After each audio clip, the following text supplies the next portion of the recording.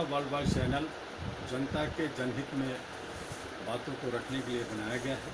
हमारे बीच में बहुत सारे राज्यों, बहुत सारे जिलों से बहुत सारे वीडियो और क्लिप्स आ रहे हैं। आइए इसमें से कुछ आपको दिखाएं।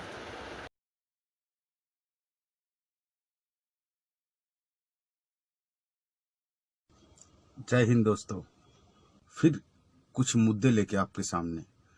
क्या है तो कोरोना को लेके बहुत सोच सोशल मीडिया में भी हम लोगों में दिखने में आता है, डॉक्टर से भी हम लोगों को सुनने में आता है। तो इसमें से सोच एक अलग चीज होता है और साइंस और एक अलग चीज होता है। सोच उसके लिए हम बाद में बोलेंगे, मगर पहले देखते हैं साइंस क्या बोलता है। साइंस के हिसाब में देखेंगे तो बहुत डॉक्टर्स और बहुत अलग अलग इंस्टीट्यूशंस कुछ अलग अलग इसके ऊपर अपना राय रखे हुए हैं। कुछ साइंटिस्ट भी है, कुछ इंस्टीट्यूशंस भी है। तो साइंटिस्ट की बात करेंगे तो दो साइंटिस्ट का WHO और ये जो पेंडेमिक कोविड-19 है इसके ऊपर कुछ राय उन लोगों ने रखा। मैंने 2 स्क्रीनशॉट दे के रखा, आप गौर से देखना। इन स्क्रीनशॉट में आप गूगल में जाके सर्च करोगे तो वो आपको मिलेगा, तो आप जाके उस लिंक में जाके उसको पढ़ो। तो हम लोग जाते हैं WHO के ऊपर। WHO वर्ल्ड हेल्थ ऑर्गेनाइजेशन पहले से बोल के आया हुआ है, जो पेंडेमिक है घर में रहो। तो ये यूनाइटेड नेशन ने भी बोला, जो ये बात जो घर में रहने का जो पेंडेमिक है, जो ये सब जो पूरा स्ट्रक्चर है ये कैसे चलेगा, ये कोविड के 19 के दौर में हम लोगों को कैसे जाना पड़ेगा, ये पूरा गाइडलाइंस था WHO का। तो WHO और WHO के ऊपर दिया हुआ कुछ विचार ये है कोविड के ऊपर। तो कोविड-19 इतने दिन हम लोगों ने पार कर दिए इसके साथ, तो हमें भी जानना चाहिए क्या है ये कोविड-19। अनलॉक फेज 1 शुरू हो गया गवर्नमेंट के हिसाब में। अनलॉक फेज 1 के धीरे धीरे सब खुलने लगेगा, ये गवर्नमेंट का हिसाब है। तो मैं उसमें नहीं जा रहा हूँ, जो बात मैं आपसे करने आया हूँ। ऐसे में दोस्तों, मैं तो बायोलॉजी का स्टूडेंट नहीं हूँ और इसके बारे में बहुत कम ही जानता हूँ, मगर साइंस का कुछ आंकड़े है जो बोलता है जो ये जो कोविड-19 वायरस है ये RNA स्ट्रक्चर वायरस है। ये क्या है ये RNA स्ट्रक्चर? ये हम लोगों को जानना बहुत जरूरी है। जब पूरा देश में, पूरा विश्व में सब इस वायरस का वैक्सीन ढूंढ रहे हैं, उस वक्त हम लोगों को भी सोचना चाहिए ये कौन सा मेडिसिन आएगा या आ रहा है, ये कैसे हम लोग बचेंगे। क्या है ये RNA वायरस, ये सबसे पहले जानना चाहिए। ये RNA वायरस बायोलॉजी का जो स्टूडेंट है उन लोगों को थोड़ा मालूम होता है ये DNA RNA क्या होता है। तो जितना मालूम मुझे पड़ा मैं वही बताऊंगा। मैं छोटा सा एक वीडियो क्लिप साथ में दूंगा डॉक्टर विश्वरूप रॉय चौधरी का, जो आपको व्याख्यान देंगे, मतलब आपको समझाएंगे जो क्या है कोविड का स्टेटस और क्या है कोविड का स्ट्रक्चर। तो दूसरे कुछ माने ना माने, हम लोगों को कम से कम साइंस तो मानना पड़ेगा। साइंस क्या बोलता है, चलिए देखते हैं विश्वरूप रॉय चौधरी जी क्या बोलते हैं। और आप समझ सकते हैं कि कोरोना वायरस अब तक कम से कम 13-14 बार ऑलरेडी म्यूटेट हो चुका है। तो जब तक वो वैक्सीन आएगी तब तक हजारों बार म्यूटेट हो जाएगा। तो यानी कि वो वैक्सीन आएगी तो भी वो वर्थलेस ही होगा। लेकिन खेल शुरू हो जाएगा, वैक्सीन के नाम पे धंधा, एक बिजनेस शुरू हो जाएगा। इमेजिन कीजिए 140 करोड़ भारतीय के लिए वैक्सीन, और वो भी इन्फ्लुएंजा वायरस का वैक्सीन का ट्रेंड ये है कि साल में एक बार लगाना पड़ता है, यानी सालों साल ये कितना बड़ा बिजनेस है आप इमेजिन नहीं कर सकते। जबकि आरएनए वायरस के वैक्सीन बनते नहीं है, बन नहीं सकते। इसका मैं एक उदाहरण दूंगा, याद कीजिए 1984 में पहली बार एचआईवी वायरस की बात हुई। एचआईवी वायरस अभी 36 ईयर हो गए, एचआईवी वायरस का कोई वैक्सीन क्यों नहीं आया? सिंपल सा कारण है, एचआईवी भी एक आरएनए वायरस है। तो मैं ये बोलना चाहता हूं कि आरएनए वायरस, खासतौर पे इन्फ्लुएंजा वाले आरएनए वायरस के वैक्सीन नहीं बन सकते, कारण आपके सामने है। तो कोरोना से ना तो देश को कोई खतरा है, ना ही आपको कोई खतरा है। कोरोना तो एक मामूली फ्लू है, आपको फ्लू से जितना खतरा होता है, जो कि हर साल आपने झेला है, उतना ही खतरा कोरोना से है। ये बात मैं आपको बताता आया हूं पिछले 5 महीने में अपनी अलग अलग वीडियोस के माध्यम से। इन बातों की सारी प्रूफ अगर आपको चाहिए तो स्क्रीन पे दिए हुए लिंक में जाके मेरी किताब corona the scandal of the millennium में जाके आप देख सकते। ये तो फार्मास्यूटिकल और बायोलॉजिकल हिसाब है, वो मुझे समझ में कम आता है, वो हम साइड में रखें, मगर इतना बात समझ में आ गया। ठीक है, तो इसका मतलब कब आएगा इसका वैक्सीन, इसका कोई हिसाब नहीं है। तो मुद्दा क्या है? मुद्दा है जो भाई, ये जो वायरस के आने के नाम पर या वायरस आया है उसके हिसाब से आप लोग, मैं और आप जो मिडिल क्लास फैमिली ने दुनिया में क्या देखा, भारत के नेता लोगों को क्या समझा, इस मुद्दे में आते हैं हम लोग। मुद्दा ये है, हर कोई नेता बोलता है मैं आपके लिए काम करूंगा, आपका सेवा करूंगा, आपका। कोई भी नेता जो बात अपने मुंह से बोलता है, या कोई भी पार्टी नेता बोल रहा है, इसका मतलब उसका पार्टी बोल रहा है, उसका पार्टी बोल रहा है मतलब उसका नेता बोल रहा है। तो कोई भी नेता किसी भी पार्टी का सब बोलते हैं हम सेवा देने आए हैं।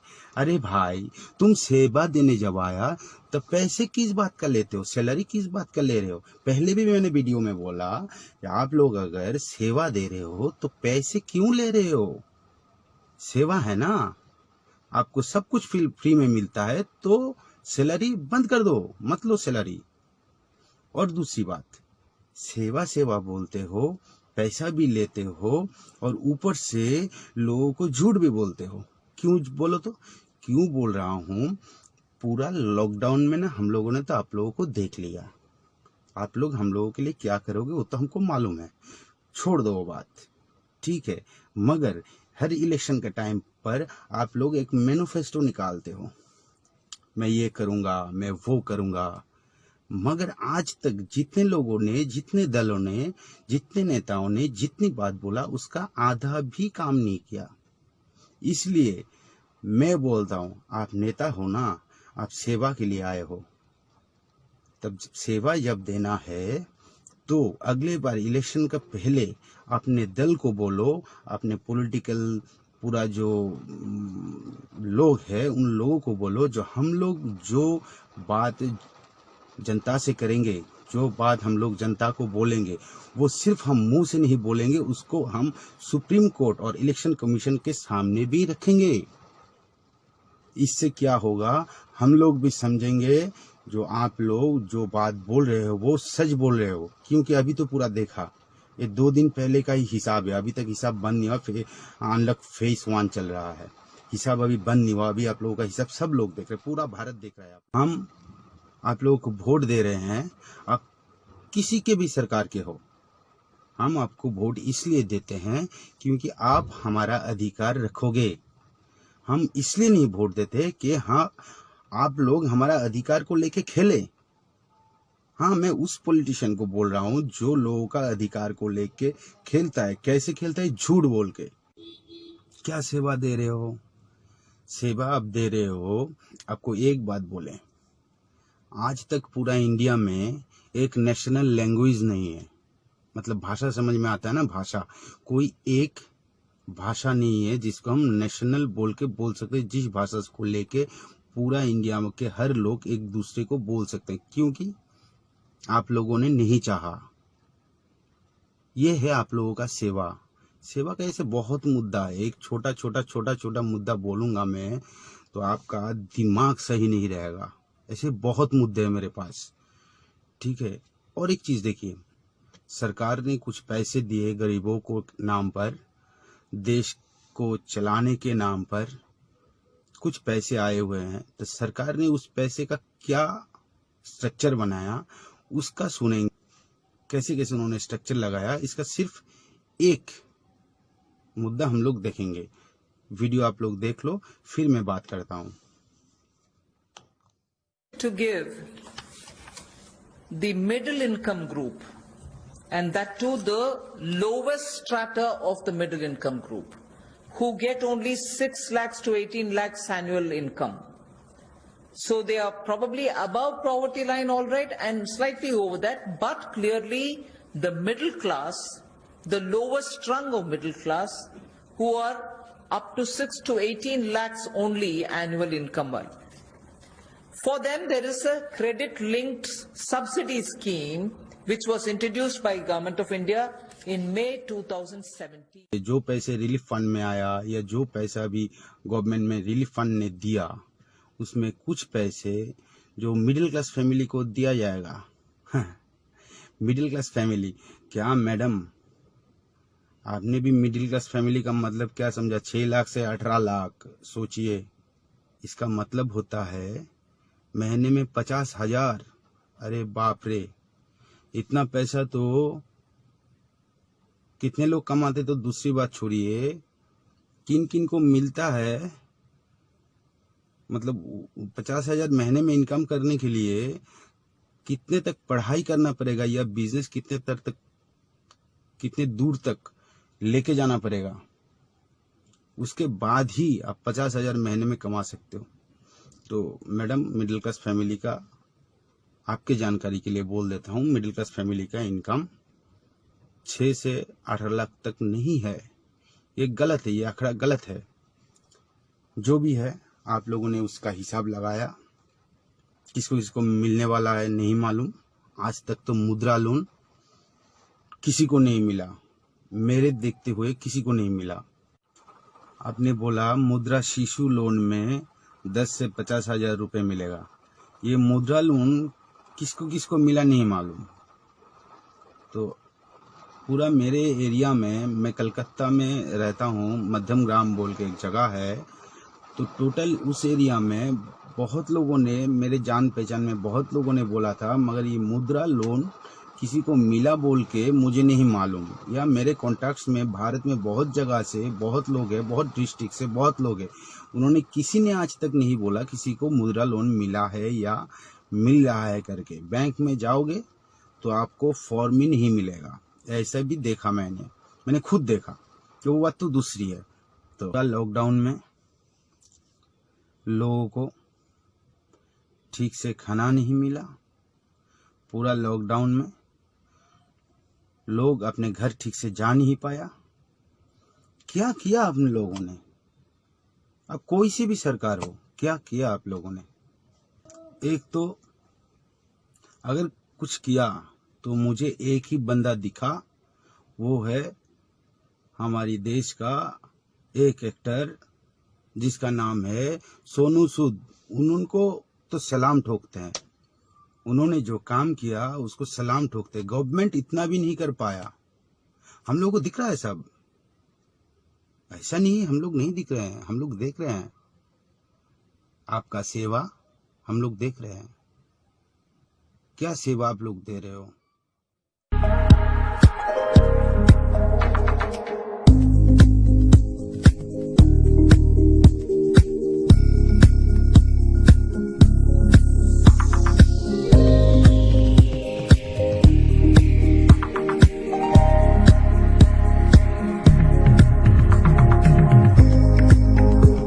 ये जो पेंडेमिक है, जिसको पेंडेमिक बोल रहे हैं, इसको रोकने के लिए जितना हो सका हम लोगों ने किया।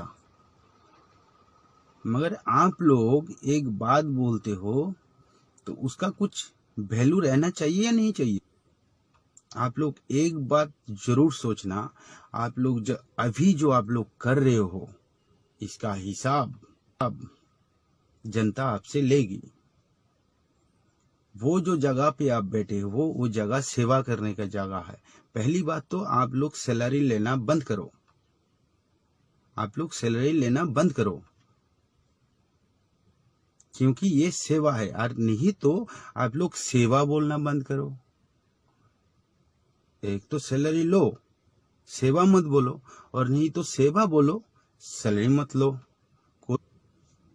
तो ये कुछ चीज जो आप लोगों को बताया अभी मैंने, दिमाग में रखिए।